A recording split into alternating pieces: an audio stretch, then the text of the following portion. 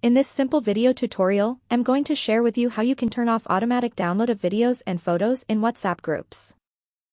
Turning off auto download for photos and videos in WhatsApp groups is essential for managing data usage, preserving storage space, protecting privacy, and enhancing security. By manually selecting which media to download, users can control their digital experience more effectively. To do this, simply head into your WhatsApp. On your settings page, scroll down onto this option of storage and data. In the section of media auto download, make sure to turn these options off just like mine.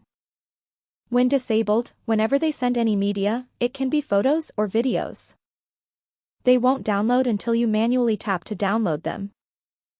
If you have any questions, just let me know in the comments section down below. Please don't forget to leave a like, share and subscribe for more video tutorials like this one.